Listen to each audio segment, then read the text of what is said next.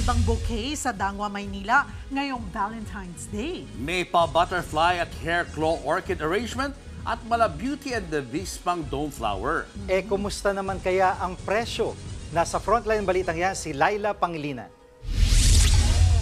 It's the season of love. Kaya ang mga gift-giving ang love language, sa Dangwa ng Maynila ang punta. Gaya na lang ng estudyanteng si Jessa Yakat na maaga nang namili para sa kanyang nanay at friends. Kasi pag February 14 na, sobrang mahal. So parang inagahan ko na siya para mas makamura ako. Friendly budget lang yung kaya ko ngayon. Sa halagang 200 pesos, nakabili si Jessa ng 4 na bundle o 40 piraso ng sunflower. O, di ba hindi masakit sa bulsa?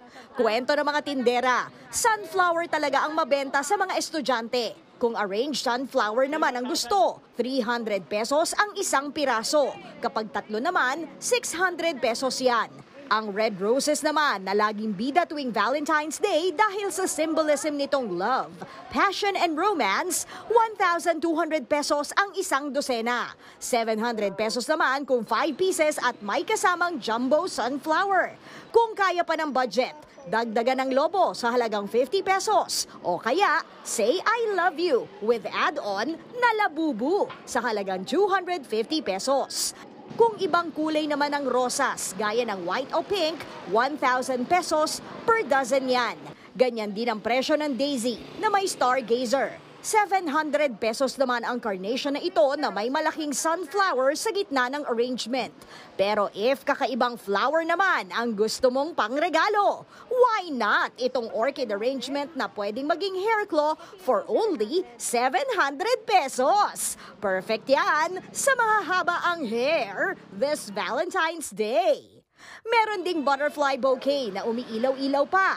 May dome flower din na mala Beauty and the Beast ang datingan for only 350 pesos. Kung sky is the limit naman ang budget, dito ka na sa bundle na may bulaklak na, may imported chocolates pa sa halagang 2,500 pesos. Pero ang presyuhang yan, magbabago pa raw pagdating ng February 12 dahil dadagsana ang mga mamimili. Patok naman sa Gen Z ang bulaklak na ito dahil long-lasting. Paano mo ipagsisigawan sa kanya na ang pag-ibig mo ay tunay kung ang bulaklak mo namang ibibigay ay... Totoo ba to? Ang tawag po nila dito ay fossilized flower. Pero wag ka kapag ganitong flowers daw ang ibibigay mo sa iyong Valentine, Gen Z na Gen Z ang level mo.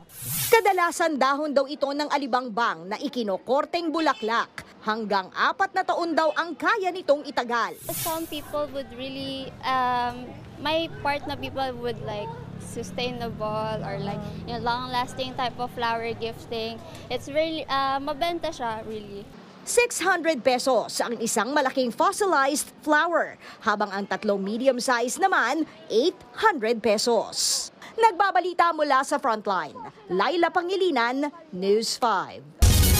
Mga kapatid, Cheryl Cosim po, huwag maging huli at maging una sa lahat sa balitaan.